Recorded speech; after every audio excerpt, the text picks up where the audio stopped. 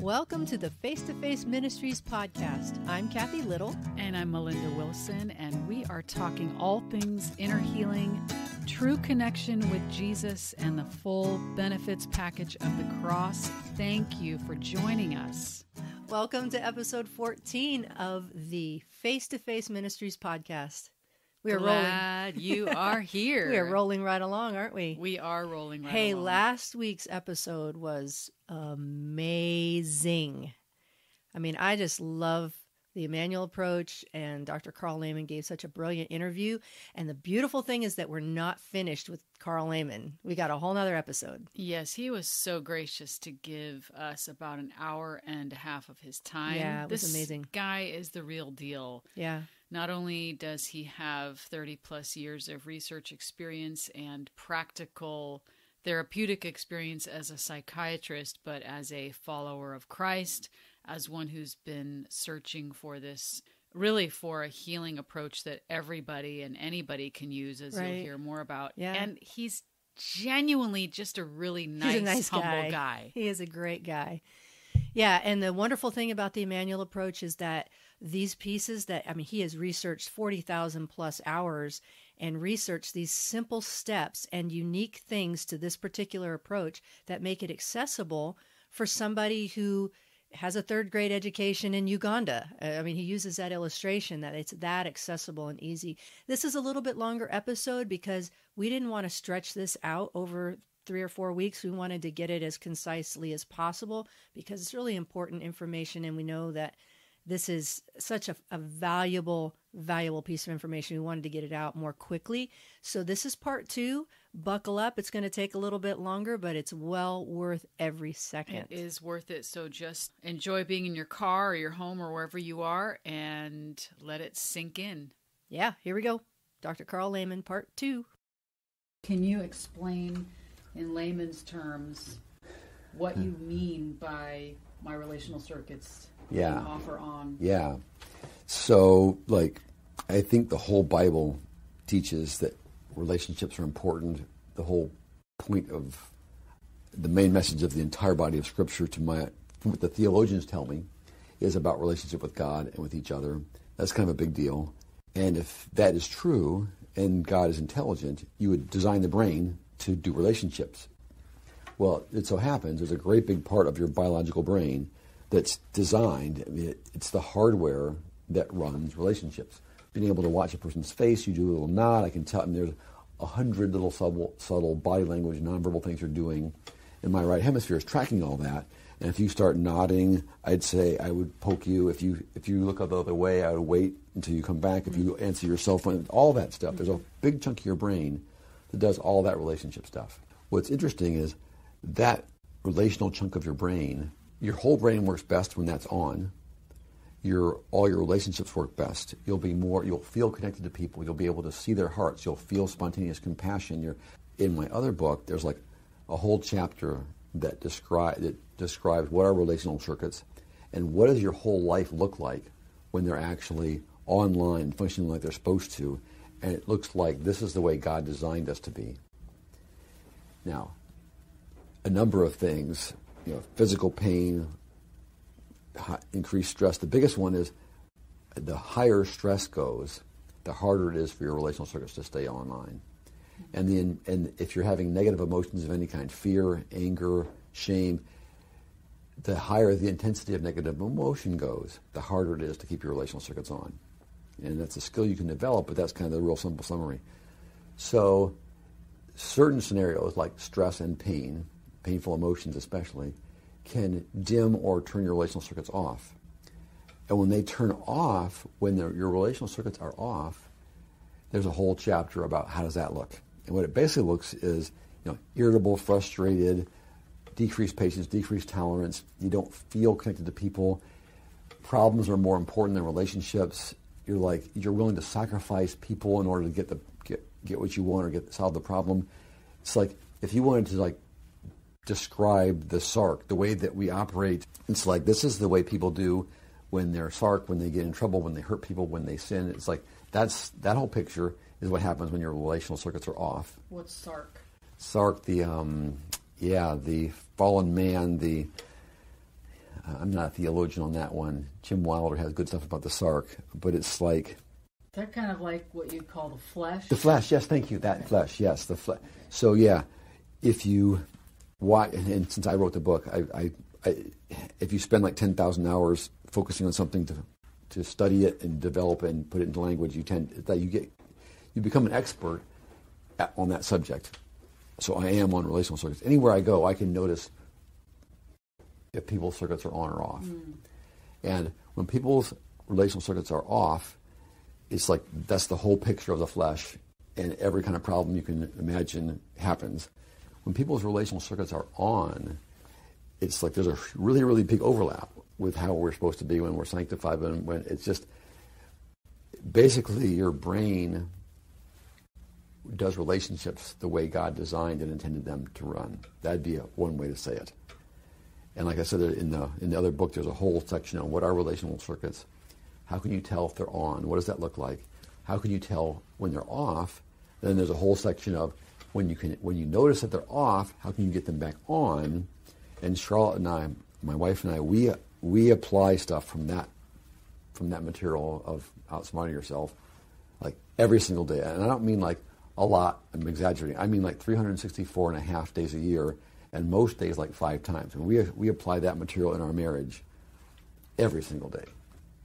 Can you give a quick as as Dr. Lehman works. Yeah, but or less than 10,000 hours of study, and so I don't mean to insult you because I know you've spent so many years doing this, but so we do want to thank you for the work you put in, because then you hand it to us and we reap the benefits of your thousands and thousands of hours. I was thinking about that I'm like that, and I was doing the math, which I'm not very good at, but I was like, that's like 10 years of that's so correct. Mind blown about how much 40 hours a week for 5 years is 10,000 hours. Yeah, it's like what? Yeah.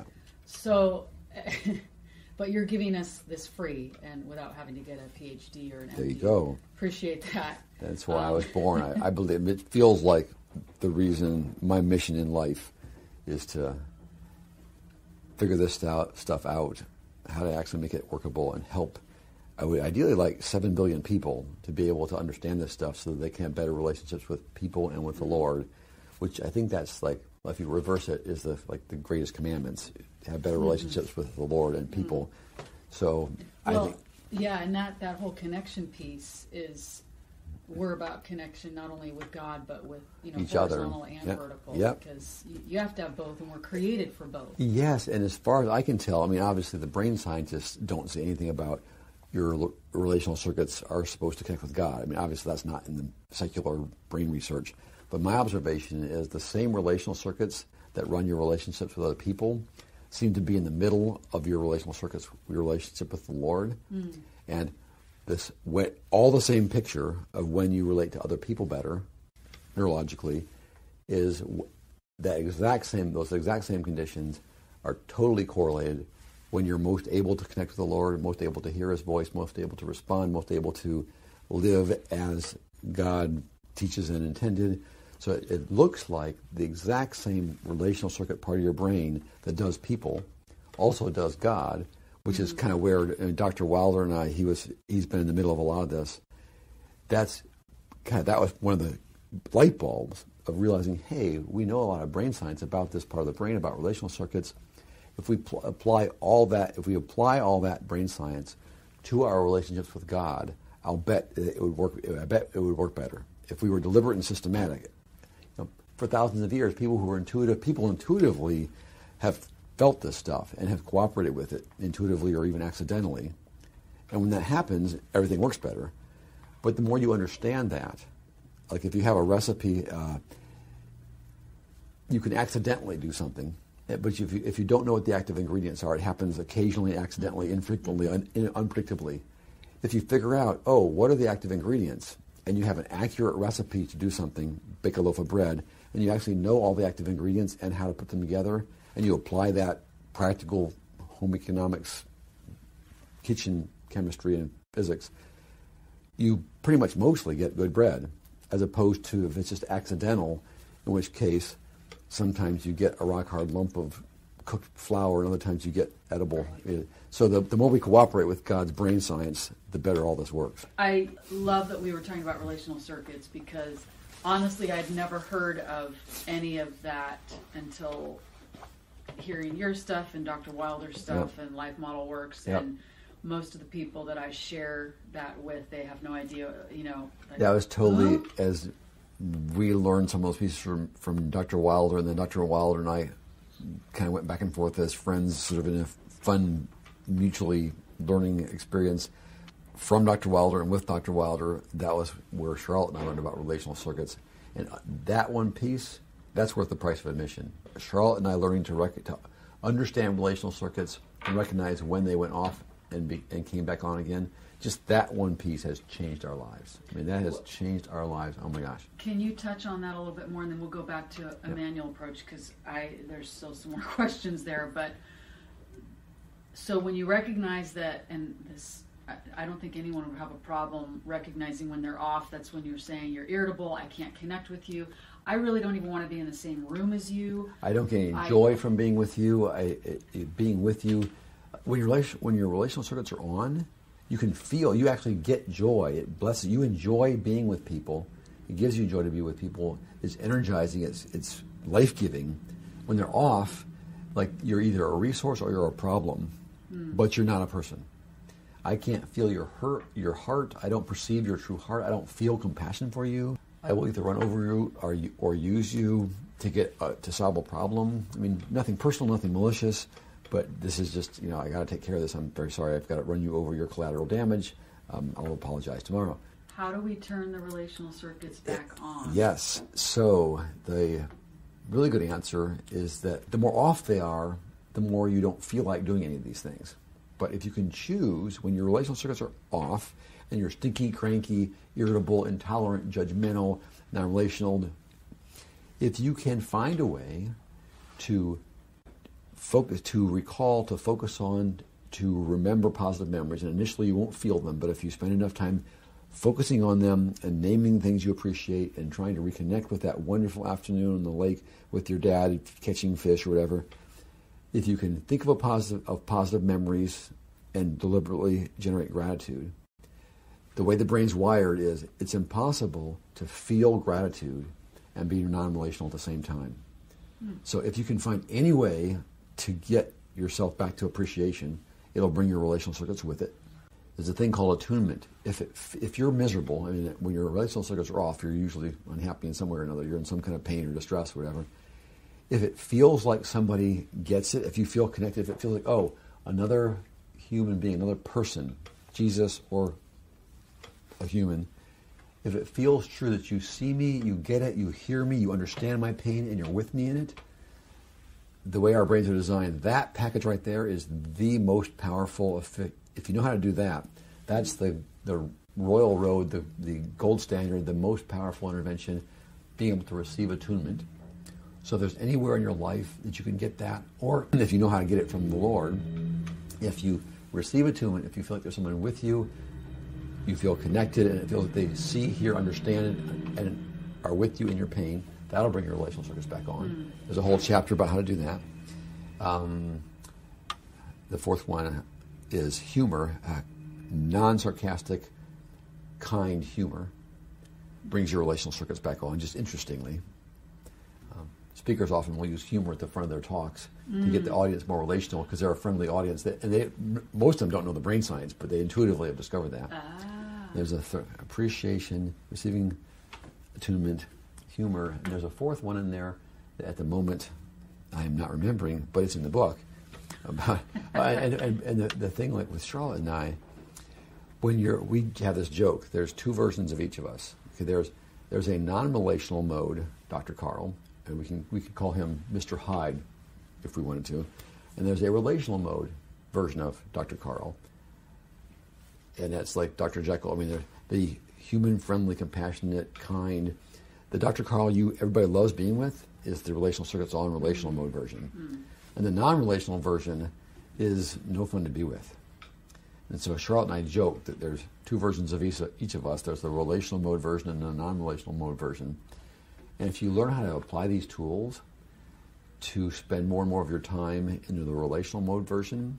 And if you and your spouse, or you and your friend, or you and your partner, or you and your supervisee or supervisor, or any human being you're with, if the two of you as a team apply these principles, and so that you're spending more of your time both in relational mode, your relationship will thrive. You will enjoy being with each other. So that's like the 8-minute summary. If you apply that stuff in a friendship or like in a marriage, you can your marriage can go from bad or mediocre to fantastic if you put all that stuff in place and increase the time in which you're both in relational mode and glad to be together.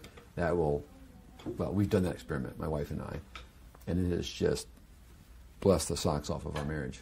Can you use the Immanuel approach with people who do not yet know the Lord? Oh, that's a fun one. Yeah, so I've actually done that experiment, and a bunch of the people I've trained have done that here and there all over the world. And here, the summary would be this. The only requirement is they're willing to try it. And I'll just describe to people. I mean, in my situation, I have some openness because folks are in desperate pain. And they're coming to me like for help. And I'll say, well, I realize you're whatever, fill in the blank, you're an atheist or you're... and so you don't even believe this is real, but would you be willing to try? You're desperate. I mean, if I can't help you, you're going to shoot yourself in the head and jump off a building. So what do you've got to lose? Here's what I want to do. I want to help you think about a positive memory. Just find one of the best memories of your life. Talk about it for 15 minutes until you feel grateful. And then we're going to do a little prayer together. And I know you don't even believe Jesus exists, but we'll say, okay, Jesus, I don't even believe you exist. But if you do, I give you permission to come here and be with me. Could you please help me to perceive your presence? And then describe what happens. Even if it's weird, even whatever happens, I want you to describe it. No filters. Positive memory, appreciation. Invite Jesus who doesn't exist. Ask him to help you perceive his presence. And then describe exactly what happens. That's what I'd like to try. And I describe that. I just say, here's exactly what I'd like to do. Any questions? We discussed that. And if they get to the point where they're saying, okay, I'm willing to try that, most of the time it works. I mean, again, there's blockages that can be in the way. But most of the time, actually the crazy thing is 100% for me. I'm not an evangelist, so I haven't done it hundreds of times. But so far for me, every single person who's been willing to do that, they're like, oh my goodness, they're just like startled when Jesus shows up. And they're just like, holy crap. And they have an experience with the living, personal, interactive presence of Jesus, and it's very interesting, and all kinds of cool things happen. I get responses like, "Is this what you Christians? Is this what you Christians do? Is this what Christianity is about? Like talking to Jesus like this?" And I'm like, "I'm sorry that I'm so sad that it's so hard to see, but yes, this is what Christianity is about. Is actually having a real living relationship with Jesus. That is the core. Yeah, there's lots of stuff around there. There's lots of other details, but that is what Christianity is about. Well, can I do that? I mean, can I do that? Like, that's like, how much easier can evangelism get? That's about as easy as it gets. Well, Jesus is the evangelist in that case, isn't he? Yeah. Like, yes. Well, so another way to say that is anybody. So I just described. Here's what I want to do, and if they're willing to try it, most of the time it works. I mean, they experience Jesus' presence in some way. And then I'm not even thinking, I have to get them to the prayer right. I'm just like, well, I'm going to help them spend time with Jesus. And it's just a matter of time until they turn to me and say, well, can I do this? Can I be a Christian? Or, if I can see, it's just like, okay, it's all kind of in place. They're just thriving on Jesus. They love Jesus. They are interacting with him. And I say, well, have you ever actually made an adult choice, decision to actually follow Jesus? And they're like, well, no, actually I haven't. Well, would you like to? I think that would be a good thing to do. Yeah, okay, let's do that. And this is including folks like Muslim, Hindu, other religions, atheists, agnostics. If they're willing to try it, people have these, they're just shocked and astonished and surprised and amazed and ultimately thrilled to have this wonderful, personal, loving, life-giving, wise, gentle, just fantastic good news presence, show up and be a part of their lives. And so that your question was, can you use it with non-Christians? Yes, this is my current primary only form of evangelism. I find a way to get them to try this experiment, and then when they interact with the living presence of Jesus, it takes very little very little care. I mean, with very little intervention from me, I just help them relate to Jesus.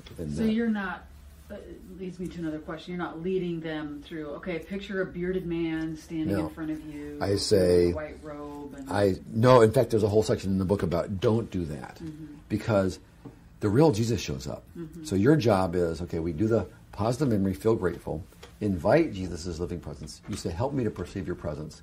Then your job is to notice what comes into your awareness and describe it. Now, just observing your internal awareness and getting words to describe it. If you're actively generating stuff with your imagination, it gets in the way. If you're doing guided imagery, if you're proactively thinking, what can this look like? I'm going to imagine this. Anything you're doing to try to deliberately, proactively generate imagery, thoughts, whatever, gets in the way of noticing what the real Jesus is doing. So I actually teach about that. It's like, there's other places people do that. There's ways in which you can include guided imagery and devotional stuff that can be helpful. I mean, there's whole big discussions and books about all that. But it happens to get in the way of the Immanuel Approach. And just in so we're friends, we're talking. And if you were talking to me, and I'm trying to picture now what might it look like for me to talk to Melinda, and what if she was wearing a different shirt, and what might she say? That would just we have one, there's only so much bandwidth in your brain. If I'm spending half my bandwidth imagining what else might be happening, I only have half the bandwidth to actually notice what is happening. And so all that, anything you're doing with your own brain to guess, think, imagine, is just distracting from and getting in the way of noticing what the real living Jesus actually is doing. So I have a very vivid imagination. Right. How do I, or someone like me who can imagine things at the drop of a hat, how do I know all of this is not just my imagination and I'm not just imagining Jesus with me? Right. And so one piece of the picture there is that the invitation to you is to let God use all that same, to receive imagery and content from somebody else, from the Lord, uses about 95%. It's almost a complete overlap, the same brain stuff. And the skill is to learn to not jump in the driver's seat and use that part of your brain to generate it yourself when it is just your imagination, but rather to say, okay, God, can you please use this is yours. I'm going to invite you, and then I'm going to listen and observe. And God uses all that imagination, brain stuff, to generate the imagery and the thoughts and the words and all that what you experience when you are actually perceiving the real living Jesus is almost all the same brain. So you're saying he uses, and this is touching on something, he uses our imagination. Correct. And it's different when he's using it to communicate with you. It's different when you're using it to just make it up yourself. But your question is, how can you tell the difference? Yeah. Yes. So, this is really important because that's such a huge question. I mean, anybody who's got their lights on should be asking, how do we know this is really the Lord, as opposed to just people wishful thinking? Which is why there's there's 3 chapters that are 130 pages. A basic discussion of that question, and an immediate discussion of that question, an advanced discussion of that question. I mean, like I said, that's so important that there's 130 pages about how can you discern the difference and how can you be confident. How can you discern this is not really Jesus and then take care of that problem? Or how can you be confident it really is, in which case you can receive it and embrace it and feel confident that it's really Jesus. That's a huge, big deal. The 3-minute summary of the basic pieces. Is it biblical? If supposed Jesus does or says anything that's not biblical, then it's not really Jesus. 2, when it's the real living presence of Jesus showing up, there's things you can observe right in this session. When the person perceives his presence, and especially if they get healing for traumatic memories, right in the session, there's a bunch of things you can observe that are very tangible, that indicate something good just happened. We have fruit we can see right here short term. And there's a section that describes what to look for, but people can mostly get oh yeah, that makes sense. and then the gold standard that's 100% accurate over time. If you're regularly doing this, and the real Jesus is doing healing and working on things in your heart, you will see steadily accumulating, observable, objective, positive changes that last and accumulate over time. And if you watch that over time, 100%, if you see that, it's the real Jesus. And if you don't, I don't care how good it looks, but when the real Jesus is working, you see fruit and it accumulates. So that's... Yeah, that does. And I want to also address people who, because I've heard this argument too, that they fear that this is just New Age visualization. They yes. Like if you use any, so I try not to even say visualization because people kind of. So this is a good one. If you're so afraid of visualizing that we say, okay, let's just not use that part of our brain at all.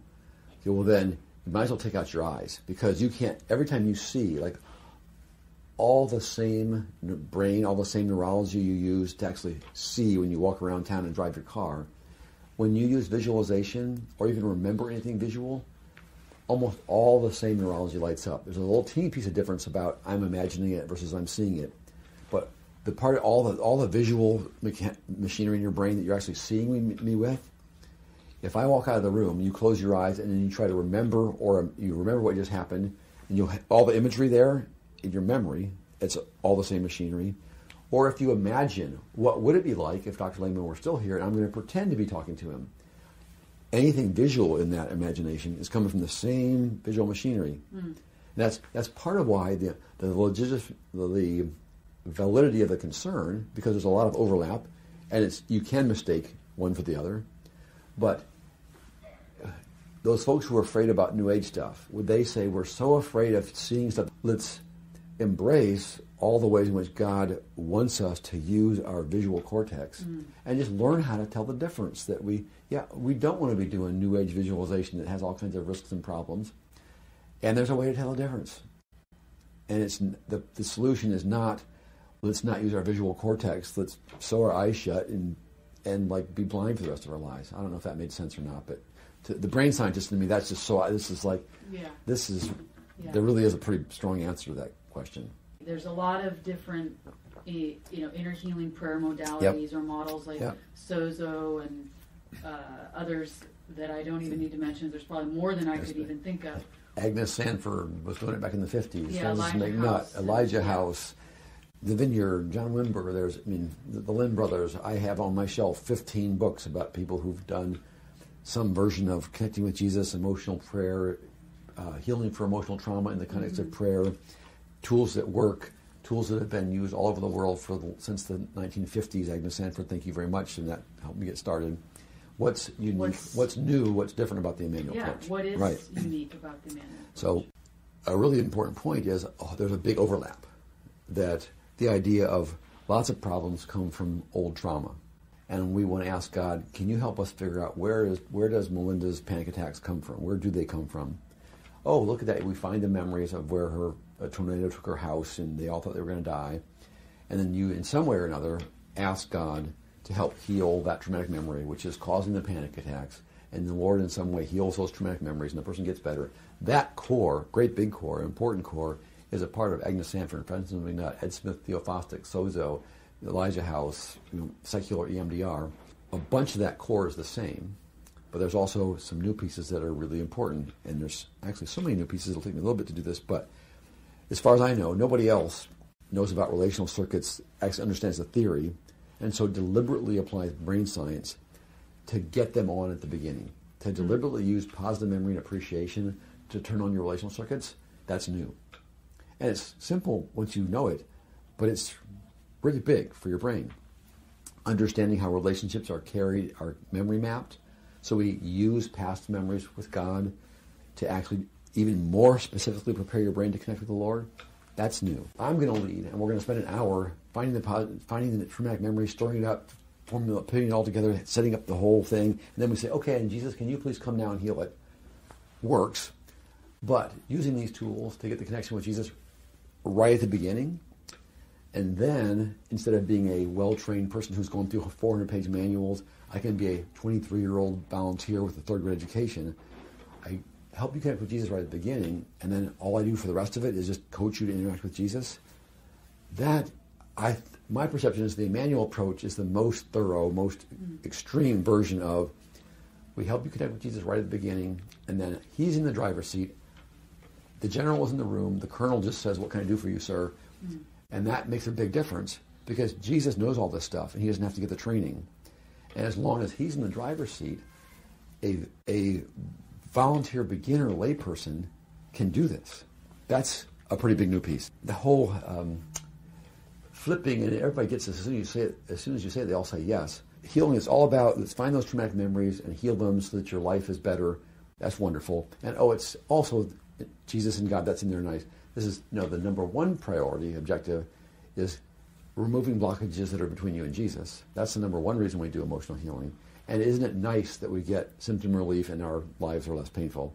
That's something we deliberately name, and I'm not aware of anywhere else where they name it that clearly and that explicitly. And if you're talking to me, I'll flog that. And if you're not catching it, I'll chase you. The thing about Immanuel interventions, lots of other techniques, they just occasionally, randomly, unpredictably, people say, "Oh, Jesus is here." I mean, that happens. The Immanuel, experiencing Jesus' Immanuel presence, that happens at Theophostic, in McNutt's, in Vineyard, all over the place. But it's not a deliberate part of the process. When it happens, it's like, oh, wonderful and welcomed. But as far as I know, nobody else applies this stuff. Like, that's the number one thing, is to help you connect with Jesus. Mm-hmm. As opposed to, we're focusing on healing, and sometimes Jesus shows up in some tangible way. That, to me, is that's a significant difference. The capacity piece, I'll just have to touch on it for lack of time. It's in the book. But understanding brain, mind, spirit capacity and how that's a huge, big part of healing, I'm not aware of anybody else, any other methods that actually know that explicitly and teach about it, which is significant. The safety net piece, having the positive place at the front end that you can come back to, I'm not aware of anybody else doing that. And then the thing about how important it is, your brain has been designed to work in community. You'll have to explain that later, audience. But there's a way in which your brain has been designed to work in community. And that, where you coach the person to describe stuff, whether or not, there's a whole section of how to help people catch subtle things. And other people include that to varying degrees. I learned it from Dr. Smith, just the practical piece. But nobody else that I'm aware of understands the brain science so clearly. And what I find is if I teach that, the more clearly people understand that, the more effectively and thoroughly they apply it. So that's, I missed a few pieces, but to me there's a whole set of those things that are new and unique, while acknowledging there's a great big piece that's the same and overlapping. So. And you mentioned, and actually Father Andrew Miller with HeartSync mentions this too, and so I thought it was wonderful that I'm hearing this again, that basically pain relief is wonderful, but what is the true goal of intimacy with Jesus? Intimacy with Jesus. Yep. And it works. It's the cool thing is that it's not just we name that as a priority, but the pieces of the Immanuel Approach inherently actually facilitate it. And there's a whole chapter on the internet about that. We have the 30 seconds to talk about it here. But it's not just I as a developer of the Immanuel Approach, say that's important, but the actual pieces, if you do them, whether you know about it or like it or not, they inherently actually help you connect with Jesus and increase your intimacy. And the expanded version of that statement, the explanation, the compelling evidence that will convince you I'm right, is on that supplementary chapter on the internet, our website. You shared so many amazing stories. So will you share something that comes to mind right now, a testimony? Yes. Yeah, boy. Which of the many, many... Yeah, so here's one very cool example. Family living in Uganda on the mission field. Mom's really, really sick, has to go to the States for medical care. They've got a bunch of kids. And one of the younger ones is a 4-year-old little girl.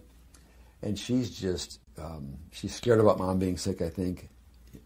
Mom leaving, she gets that thoroughly. The evening when Dad's taking Mom to the airport and could be gone as long as 8 hours, depending on how bad traffic is.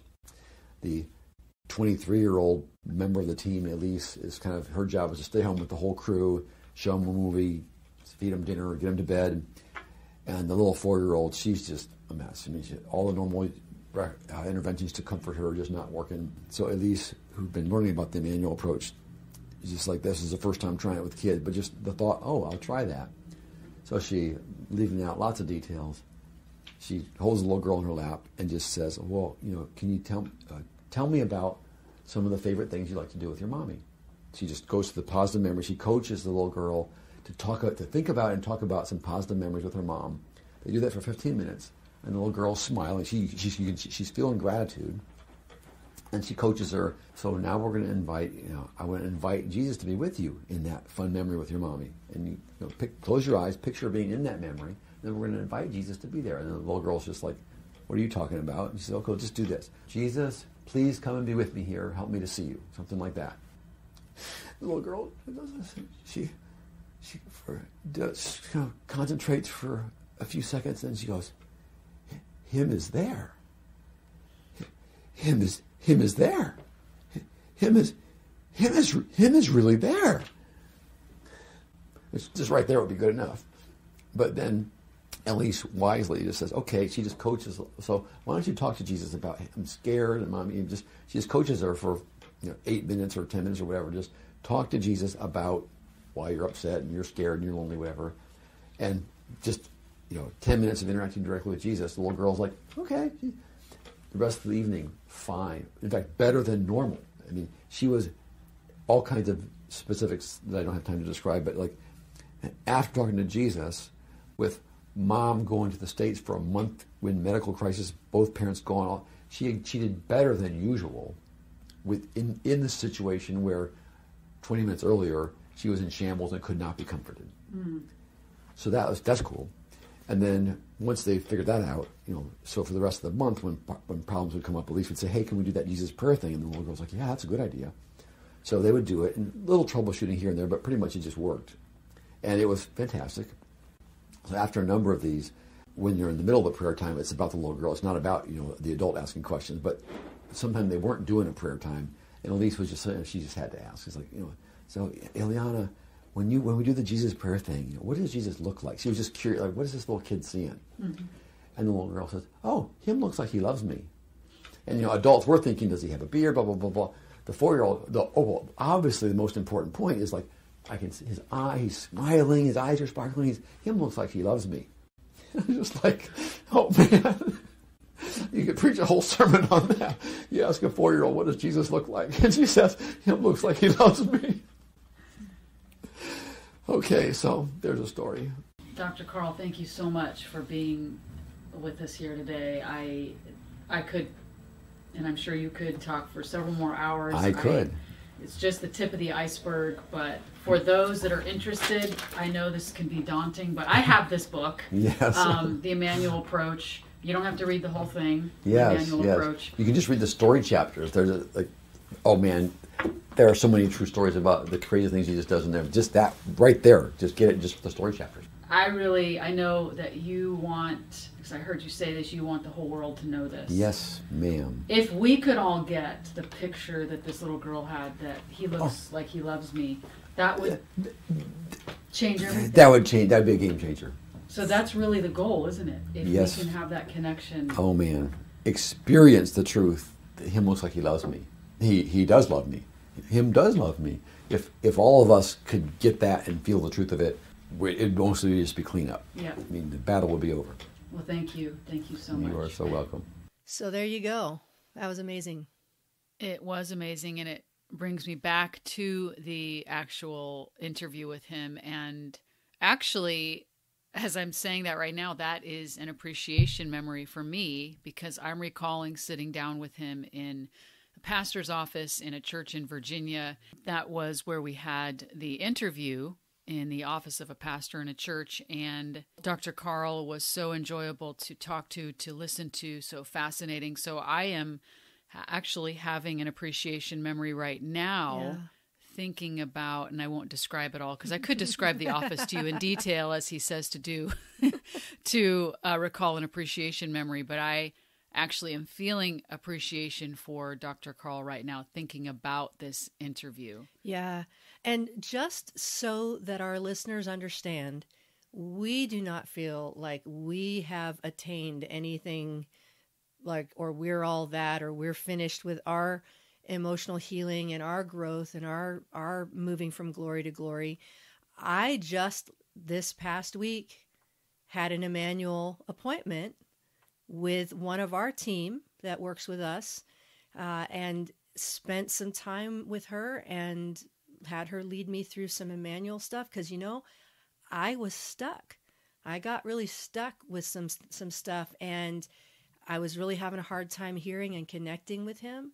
And so I called up my friend Juliet and I said, I need your help. And so she actually, I've had Immanuel Approach prayer even just in the past week. And it's something that obviously if you're able to, relational circuits are on and you're able to do that yourself, that's great. But they do say and encourage that it is good to have somebody else help you and to be able to have somebody to describe that appreciation moment to. And like you said, you're thinking about your appreciation moment in the office with Dr. Karl, and I'm thinking about my appreciation moment so recent from this appointment that I had last week at Lake Tahoe, which is like all the feels for me. I love Lake Tahoe. It's a very thin place for me. And so just so you know, we're not coming at this from a place of having arrived. We're coming at this as a place of, hey, we're on the journey with you. We found some tools that we're just offering something that's very straightforward and simple, easy to use, easy to introduce to others, easy to put into practice every day.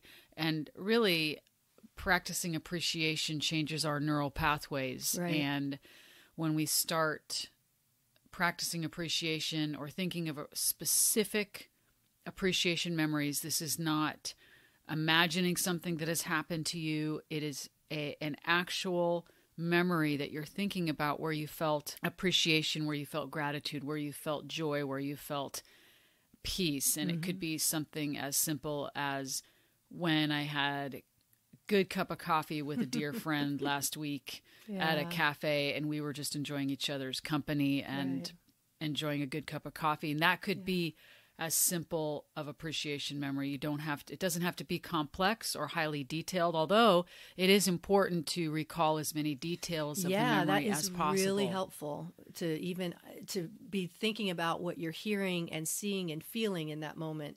It really is helpful to describe that because it does help you relive and bring that memory into the present. And I thought that was interesting how he said our relationships are held in the memories. And when you recall those memories, that's actually very important for your brain and connecting. And, he was talking about relational circuits, and you asked him about how do you get your relational circuits back on. And he was listing some things. Appreciation, obviously, is one we were just talking about. Attunement, and then non-sarcastic, kind humor. And the one that he didn't mention is actually quieting or calming. And that is another way to help get our relational circuits back on, because when we're stressed out, high anxiety, blood pressure's up, there's a lot going on. It's hard for us to be relational in those moments. So learning how to bring quiet to ourselves and being able to calm is actually really significant and helpful for our brain to get tripped back into those relational circuits being back on.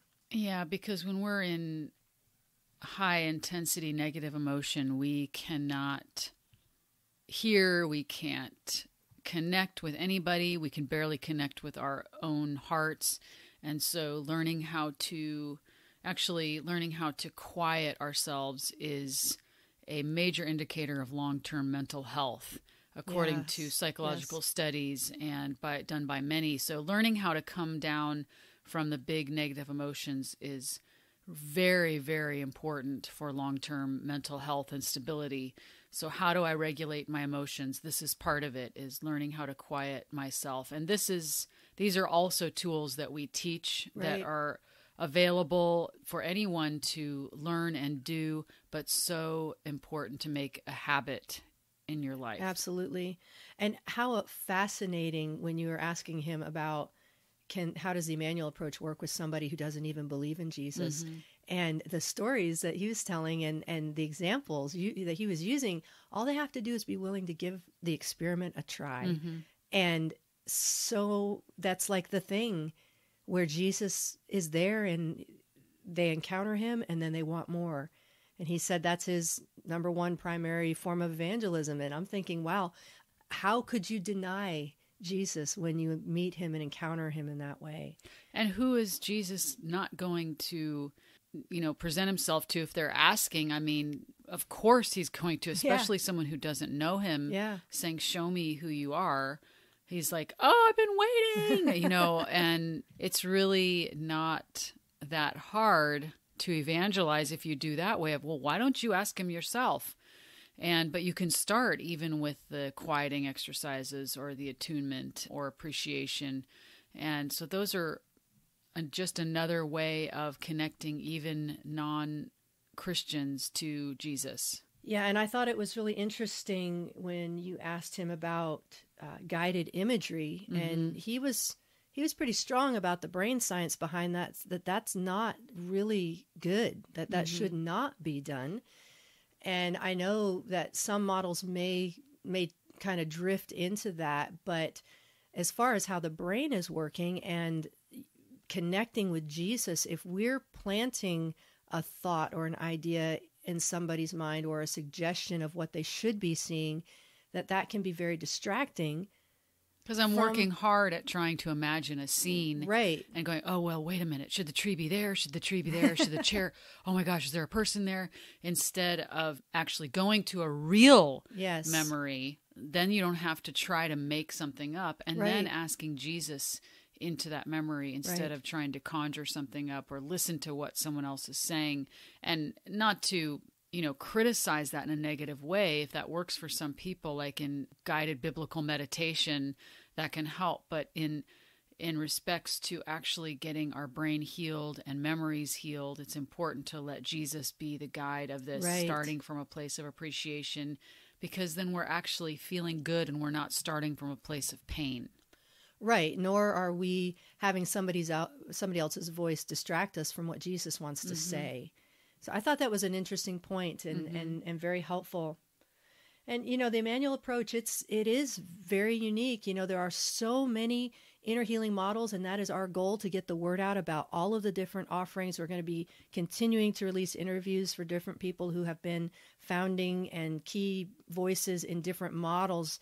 But when we were asking Dr. Karl about what makes the Immanuel Approach unique, and he was talking about how all of them kind of have an overlap of, hey, there's a painful memory here that's causing bad triggers today. Let's get healing to that. But they aren't necessarily intentional about prioritizing connection with Jesus right at the beginning, out of the gate.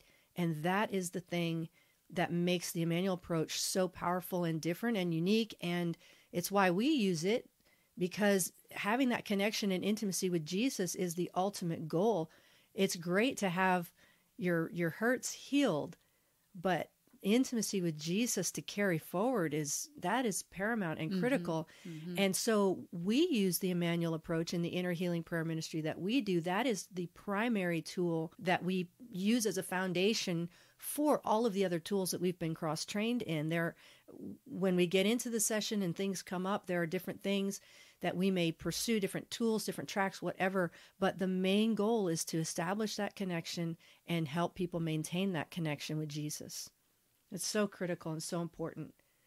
Well, we hope that you have enjoyed this interview with Dr. Karl Lehman. And he mentioned a couple of books. Yeah, he has written a couple of books. One is Outsmarting Yourself. Yeah, that one's great. Outsmarting Yourself. And he talks a lot about relational circuits and the importance of having them on.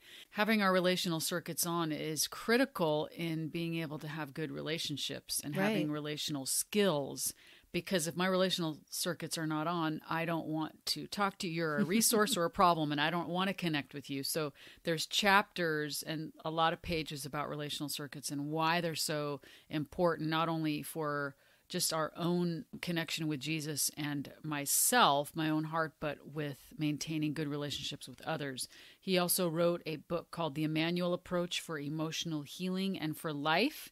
He calls it the Big Lion Book. So when he refers to a book, he says, oh, that's also in the Big Lion Book. That's because there's a painting of a big lion on the cover of that. It's quite a lengthy book. It's about 700 plus pages. But don't be intimidated by that, because you don't have to read it cover to cover. There's incredible, tons of stories, wonderful content and examples. And I would strongly recommend either or both of those books. And you can find those at ImmanuelApproach.com. That's all one word. And Immanuel is spelled with an I. ImmanuelApproach.com. Well, thank you for listening to the Face to Face Ministries podcast. If you have any questions for us, you can contact us through our website, which is face2faceministries.org. That's faceministries.org. Like us on Facebook, follow us on Instagram at face2facemin. And while you're on our website, check out the bottom of that page. You can sign up for our monthly newsletter. And please subscribe to our podcast. Give us a 5-star rating if you'd be so kind. We'd really appreciate it.